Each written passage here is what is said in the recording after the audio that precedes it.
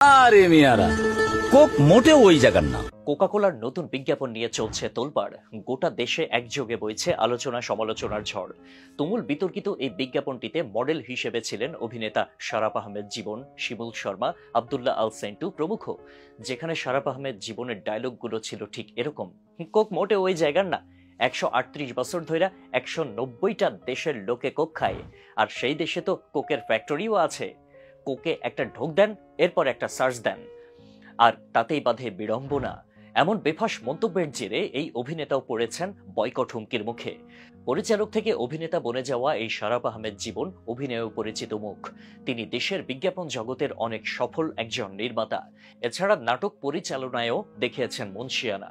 পাশাপাশি বাংলা নাটকে তাঁর অভিনীত দুটি চরিত্র বোরহান ভাই ও লাবু কমিশনার বেশ জনপ্রিয়।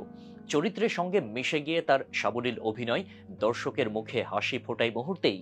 শারাপ আহমেদ জীবনের পাশাপাশি বিজ্ঞাপনটিতে অভিনয় করেছেন আরেক পরিচিত মুখ, শিমুল শর্মা। জনপ্রিয় ইউটিউব ভিত্তিক নাটক ব্যাচেলর পয়েন্টে নোয়াখালীর শিমুল নামের একটি চরিত্রে অভিনয় করে দর্শক মহলে সাড়া ফেলেছিলেন এই অভিনেতা। তবে সম্প্রতি এই দুজনেই বিতর্কিত কর্মকাণ্ডে জড়িয়ে পড়েছেন পাবলিক রোষানলে। সরাসরি দুজনের নীতি নৈতিকতার দিকেই আঙুল তুলেছেন অনেকে, যেখানে বলা হচ্ছে দিন শেষে আসলে সবাই টাকারই গোলাম। মানবতার বিন্দু মাত্র সবক তাদের মধ্যে নেই। যে দুইটা পয়সা দিবে তার কথা মতোই নাটক সিনেমা অ্যাড বানিয়ে দেবে।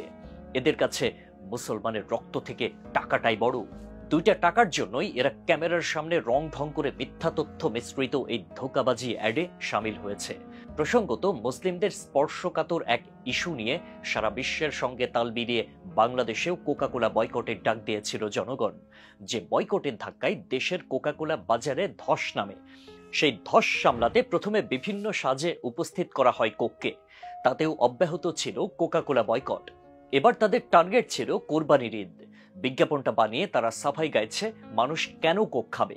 এটা নিয়ে আমাদের তথাকথিত সেলিব্রিটিরা দলিল দিচ্ছে, অমুক দেশ খায় তমুক দেশ খায়, তাই আমরাও খেতে পারি।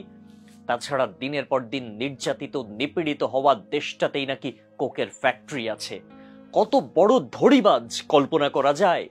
দেশের যুব সমাজদের অশিক্ষিত ও মূর্খ ভাবছে তারা, যে দেশটাকে ধ্বংসস্তূপ বানিয়ে মানুষের প্রাণহীন দেহের পাহাড় বানানো হয়েছে, সেই দেশে জোর করে কোকের ফ্যাক্টরি বানানো কোনো ব্যাপার? নির্বিচারে অপরাধ চালিয়ে যাওয়া দেশটা যে উচ্ছেদ করার জায়গা দখল করে কোকের ফ্যাক্টরি বানিয়েছে, এসব তারা কোনোদিনও বলবে? আসলে এরা সবই জানে, সবই বোঝে, কিন্তু টাকার কাছে বিক্রি হয়ে গেছে। এদের কাছে আমাদের ভাই বোন, অবুঝ শিশুর রক্তের কোনো মূল্য নেই, নেই ন্যূনতম মানবিকতা। তাই তো মিথ্যা তথ্য দিয়ে মানুষের ব্রেন ওয়াশ করে বয়কটের ধাক্কা সামলানোর সহযোগী হতে চেয়েছে। কিন্তু এই অ্যাড ক্যাম্পেইন হিতে বিপরীত হয়েছে। তারা এই বিজ্ঞাপনটার মাধ্যমে মানুষের অনুভূতি নিয়ে খেলেছে, মক করেছে। মোট কথা, কোকাকোলার নতুন বিজ্ঞাপন নিয়ে সাধারণ মুসলমানদের বোকা বানানোর চেষ্টা চলছে। বিজ্ঞাপনে বলা হচ্ছে কোক ওই জায়গার তথা জুলুম নির্যাতন চালানো দেশটির নয়। একে তো মিথ্যা তথ্য প্রচার করছে, এর মাঝে এই বিজ্ঞাপন দিয়ে কোকাকোলা বয়কট করা মুসলমানদের তুচ্ছ তাচ্ছিল্য করছে। তাই নেটিজেনদের দাবি, এবার সময় এসেছে এই বিজ্ঞাপনের নাট্য অভিনেতাদের চিনে রাখা দরকার। পাশাপাশি কোকাকোলাকে সার্বিকভাবে বয়কট করা দরকার। এবারের ঈদে কোক কিনবেন না, ঈদে মাংসের সাথে কোকে ঢোক দেবেন না, বরং ঈদে বাড়িতে গিয়ে আত্মীয় স্বজনদের কোকের বিষয়ে সচেতন করুন আর সবসময় বয়কট চালু রাখুন।